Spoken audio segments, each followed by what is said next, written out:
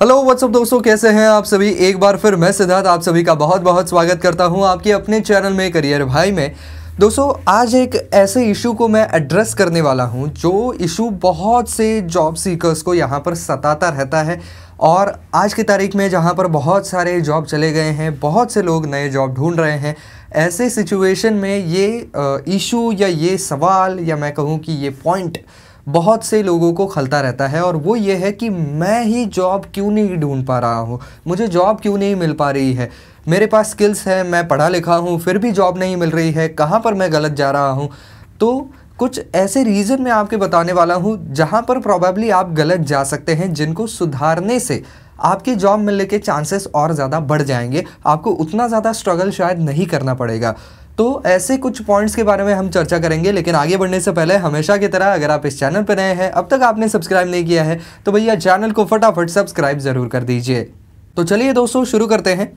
तो सबसे पहला पॉइंट जो है जो यहाँ पर पॉसिबली गलत जा सकता है वो ये है कि आप बहुत ज़्यादा कंटिन्यूएशन में अगर जॉब ढूंढ रहे हैं और बार बार रिजेक्शन आ रहा है, तो ऐसे में जो है वो आपका माइंड बहुत ज़्यादा निगेटिव हो गया है। इसकी वजह से आप कोई नए तरीक़ों के बारे में, कुछ नए इंटरव्यू स्किल्स के बारे में सोच नहीं पा रहे हैं।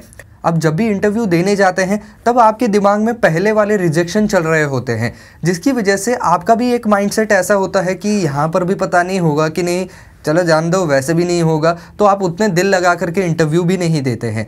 तो इसकी वजह से इस पूरे प्रोसेस से छोटा ब्रेक लेना बेहद ज़रूरी है।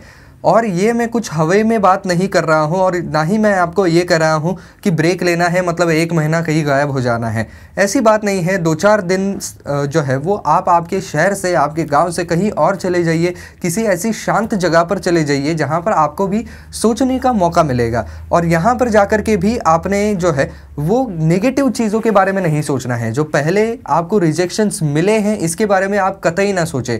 आप ये सोचें कि कहाँ पर मैं एक्सेल कर सकता हूँ, कहाँ पर मैं सुधार कर सकता हूँ, जिससे कि मुझे यहाँ पर जो है वो आगे बढ़ने का मौका मिलेगा, जिससे मैं इंटरव्यू में सक्सेसफुल हो पाऊँगा। तो ये चीज़ सबसे पहले आपको ध्यान में रखनी है। दूसरी बात ये है कि आप अगर किसी एक स्पेसिफिक लोकेशन पर है, वहाँ पर आप जॉब ट्राई कर रहे हैं लेकिन आपके मन मुताबिक जॉब आपको नहीं मिल पा रहा है, तो you will have to consider relocating yourself. वहाँ पर जाइए जहाँ पर आपके स्किल्स की, आपके एजुकेशन की, आपके एक्सपीरियंस की ज़्यादा मांग है। तो ये हो सकता है कि पहले आपको बहुत ज़्यादा मुश्किल लगे, क्योंकि जाहिर सी बात है कोई भी व्यक्ति अपना घर बार छोड़ करके किसी और जगह पर जा कर के काम नहीं करना चाहता है। ये कोई बाय चॉइस की हुई चीज़ नहीं है। लेकिन अगर आपको ऐसा लगता है कि वहाँ पर जाकर के आपको एक बेटर सैलरी मिल सकती है, आपके स्किल्स की जो है वो वहाँ पर ज़्यादा सराहना हो सकती है, तो आप वहाँ पर ज़रूर जाएं। लॉन्ग रन में ये आपके लिए बहुत ज़्यादा अच्छा साबित हो सकता है। हो सकता है कि आने वाले समय में आप आपके घरवार वालों के साथ भी वहाँ पर शिफ्ट हो जाएं और वहाँ पर एक अपने लिए अच्छा फ्यूचर ज़रूर बना ले। तो कभी भी अपने कंफर्ट जोन से बाहर जाने के लिए कतराइएगा नहीं। अगली जो इम्पॉर्टेंट चीज़ है वो है आपका सोशल मीडिया प्रेजेंस।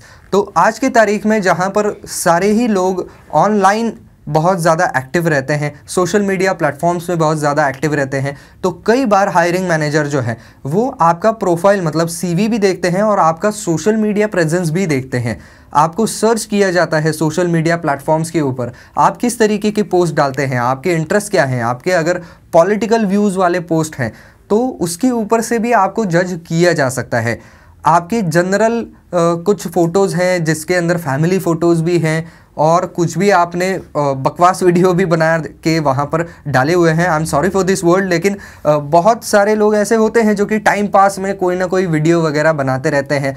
तो ऐसा अगर प्रोफाइल दिखेगा तो फिर एक क्लियर आइडिया नहीं आ पाएगी कि आपकी पर्सनालिटी कैसी है।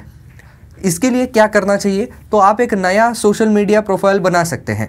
उसके ऊपर केवल अपने प्रोफेशन से रिलेटेड चीज़ें डालिए, आपके काम से रिलेटेड चीज़ें डालिए, आपके कुछ काम से रिलेटेड वीडियोस वगैरह हैं उनकी लिंक्स डालिए, वो वीडियोस डालिए, आपके कुछ सर्टिफिकेशंस वगैरह मिले हैं उनके बारे में डालिए, और उस सोशल मीडिया प्रोफाइल की लिंक जो है वो आपकी CV में आप जोड़ सकते हैं, ताकि जो हायरिंग मैनेजर है उसको आपकी पर्सनालिटी के बारे में भी पता चले और ओवरऑल आप कैसे हैं, आपके लाइक्स और डिसलाइक्स क्या हैं, आपके अचीवमेंट्स क्या हैं, वो वहाँ से भी पता किए जा सकते हैं। और स्ट्रिक्टली वहाँ पर कोई भी टाइम पास वीडियो, कोई भी यहाँ पर फैमिली फ़ोटो, अपने पॉलिटिकल व्यूज़ ये उस प्रोफाइल के ऊपर ना डालें। अगली चीज़ है जिसकी वजह से जॉब नहीं मिल पा रहा होगा वो ये है कि प्रॉबेबली कुछ स्किल्स आपके कम पड़ रहे हैं। You are just there but somehow little short of getting a job. So कुछ स्किल्स ऐसे होते हैं जो छोटे मोटे स्किल्स हैं जो आपको एक्वायर करना ज़रूरी हो जाता है। तो रिकंसिडर कीजिए, जिस तरीके के जॉब्स को आप यहाँ पर अप्लाई कर रहे हैं उनके जॉब डिस्क्रिप्शंस फिर से एक बार पढ़िए। उसके अंदर सबसे ज़्यादा कौन से स्किल्स के बारे में बात की गई है उसके बारे में देखिए, उनको जॉट डाउन कीजिए और कंपेयर कीजिए कि मेरे अंदर कौन से स्किल्स हैं जो कि इसके साथ मैच करते हैं और कौन से स्किल्स ऐसे हैं जो कि कम हैं। और एक्चुअली आप उसके अंदर इन्वेस्ट कीजिए, कुछ टाइम उन स्किल्स को डेवलप कीजिए और फिर आप अप्लाई कीजिए। और मेरी मानिए कि आप ये टाइम वेस्ट नहीं कर रहे हैं, आप ये टाइम अपने आप पे इन्वेस्ट कर रहे हैं जिससे कि भविष्य में आपको अच्छा जॉब मिलने वाला है।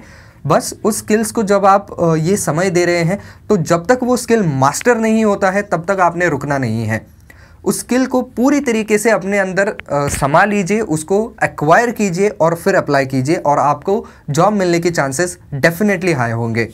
अगली जो चीज़ है, अगर आपको रिजेक्शन आ रहा है तो मे बी ये इस वजह से भी आ रहा है कि अभी आपको जिस तरीके के जॉब्स चाहिए वैसे वाले अवेलेबल ही नहीं हैं। इसकी वजह से भी आपको ना तो मनचाहा जॉब दिख रहा है, जहाँ पर आप जा रहे हैं वहाँ पर आप हायर नहीं हो पा रहे हैं। तो ऐसे सिचुएशन में क्या करना चाहिए? तो ऐसे सिचुएशन में अगर किसी कंपनी में टेम्पररी पोस्ट भी निकल रही है तो भी आप ले लीजिए उस पोस्ट को। मैं कहता हूँ भले ही वो एक परमानेंट जॉब नहीं है, फिर भी अगर टेम्पररी भी पोजीशन है तो वो ले लीजिए। और ये आपके लिए एक बहुत बड़ा प्लेटफॉर्म है, अपने स्किल्स को, अपनी काबिलियत को साबित करने का एक बहुत बढ़िया प्लेटफॉर्म है। कई बार ऐसा होता है कि कोई टेम्परेरी के तौर पर लगते हैं लोग काम पर, अपना एक अच्छा जो है वो परफॉर्मेंस दिखाते हैं, अच्छा काम करके दिखाते हैं और कई बार ऐसी कंपनीज जो है वो उनको परमानेंट पोजीशंस ऑफ़र करती हैं क्योंकि वो उनका काम देखती हैं कि भाई ये बहुत अच्छा काम कर रहा है और हमारी कंपनी के लिए बड़े अच्छे तरीके से कंट्रीब्यूट कर रहा है। तो ऐसे में ये आदमी हाथ से जाना नहीं चाहिए। तो आपको अगर सीजनल के तौर पर भी रखा हुआ है, आपका कॉन्ट्रैक्ट केवल 3 महीने का है, फिर भी आप अगर अच्छा काम कर रहे हैं तो कंपनी अगर उनके यहाँ पर पोजीशन नहीं भी है तो भी क्रिएट करेगी और आपको काम पे रखेगी क्योंकि आपका काम अच्छा है।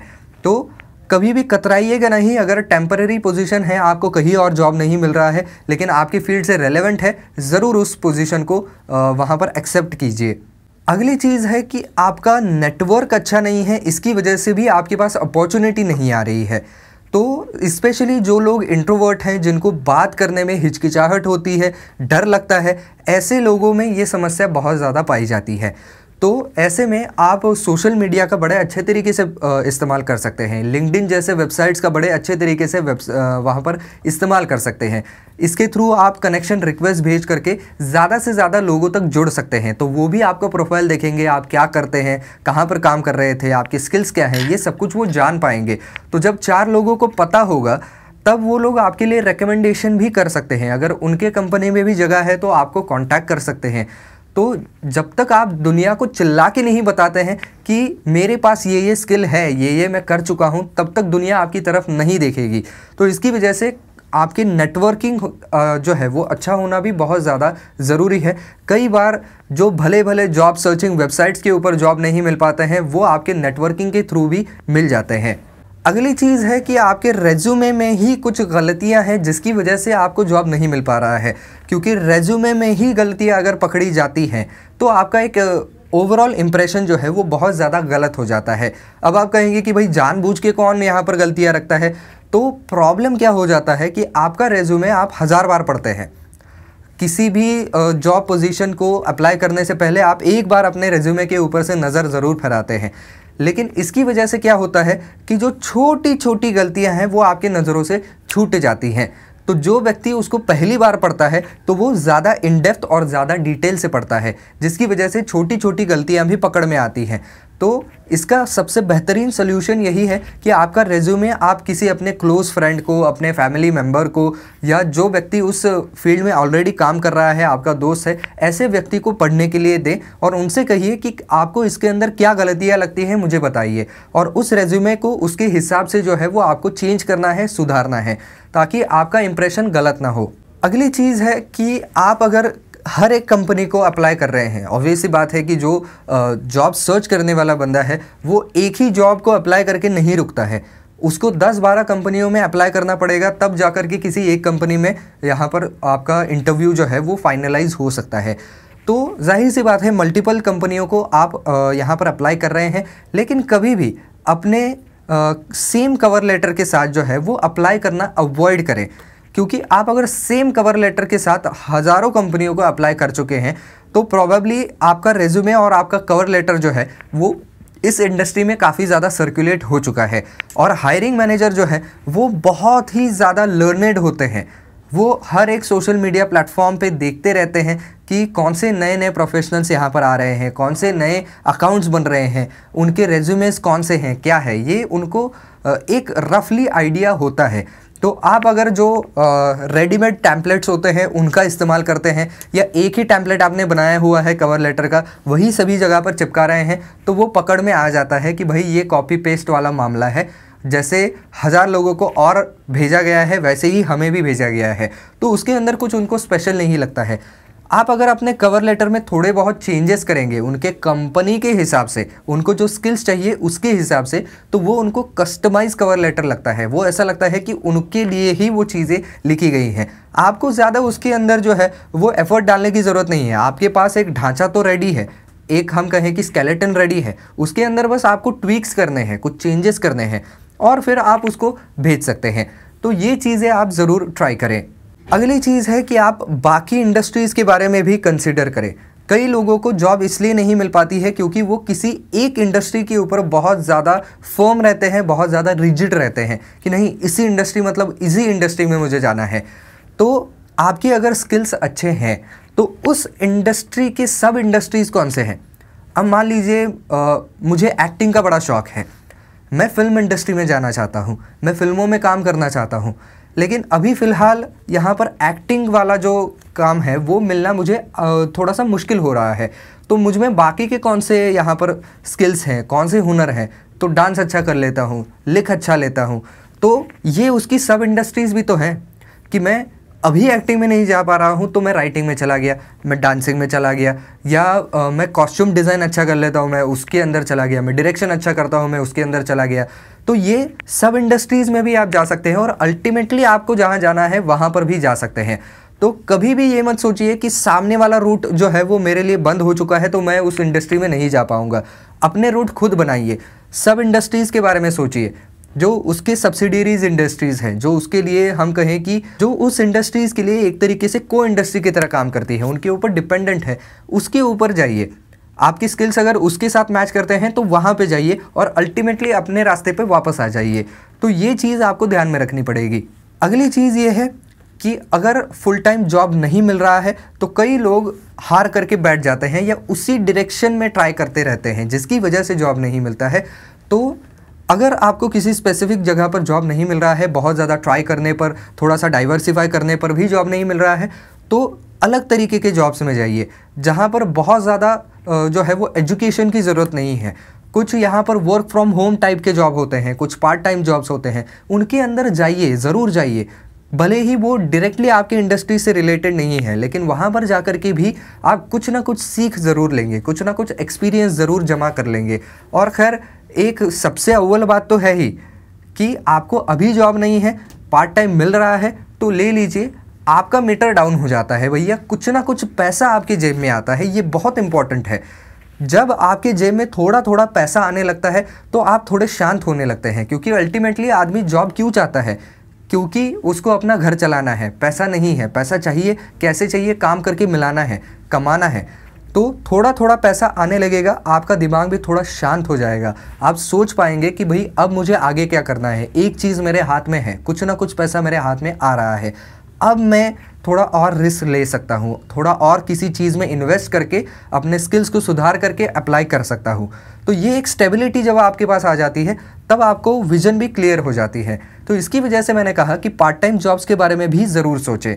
अगली चीज़ है कि आपके इंटरव्यू के स्किल्स अगर अच्छे नहीं हैं तो ये भी एक प्रॉब्लम हो सकता है। कई बार ऐसा देखा गया है कि बहुत से लोग बहुत ज़्यादा ज्ञानी होते हैं, उनको अपने फील्ड के बारे में बहुत ज़्यादा जानकारी होती है, लेकिन क्या हो जाता है कि उनके इंटरव्यूइंग स्किल्स अच्छे नहीं हैं, उनको अच्छे से ग्रीट करना नहीं आता है, ढंग से बात करना नहीं आता है, जिसकी वजह से यहाँ पर जो है वो पीछे रह जाते हैं, जिसकी वजह से जॉब नहीं मिल पाता है। और फिर वो देखते हैं कि उनसे कम स्किल वाला बंदा भी, जो कि बोलने में बड़ा छंट है, बोलने में बड़ा अच्छा है, कम्युनिकेशन स्किल्स अच्छे हैं, वो आपकी पोजीशन लेके जाता है और फिर आपको बहुत बुरा लगता है।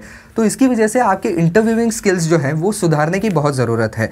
अगर आप इंटरव्यूइंग स्किल्स कैसे सुधारे जाते हैं, अपना बॉडी पोस्चर कैसा रखना चाहिए, किस तरीके से बात करनी चाहिए, कम्युनिकेशन स्किल्स कैसे होने चाहिए, इसके ऊपर वीडियो देखना चाहते हैं तो आप मेरे इंटरव्यू वाले प्लेलिस्ट में जाइए, चैनल के ऊपर बनी हुई है, या तो ऊपर आई बटन पे लिंक आ जाएगा, उसको देखिए, आपको सारी जानकारी उसके बारे में मिल जाएगी।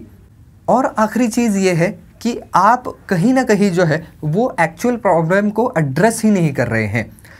आपको सोचना पड़ेगा कि अगर 5, 10, 15 कंपनीज से रिजेक्ट हो रहा हूँ तो क्यों रिजेक्ट हो रहा हूँ।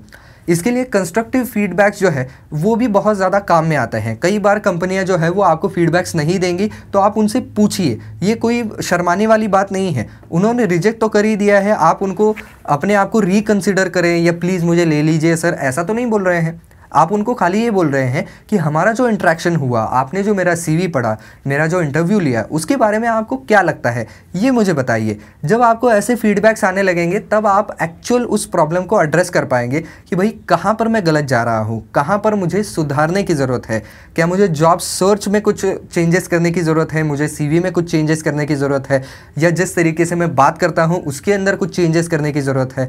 ये आपको पता चल जाएगा और फिर आप उसी प्रॉब्लम को एड्रेस करेंगे और आपको जॉब मिलने के चांसेस हाई हो जाएंगे। तो दोस्तों ये चीज़ें हैं जो प्रोबेबली गलत जा सकती हैं और उनको कैसे सुधारा जा सकता है ये भी खैर मैंने आपको बता दिया है। तो बस दोस्तों आज के वीडियो में बस इतना ही। अगर वीडियो पसंद आया है तो लाइक ज़रूर कर दीजिए, ज़्यादा से ज़्यादा शेयर कर दीजिए और कुछ सवाल हैं तो ज़रूर कमेंट सेक्शन में लिख सकते हैं।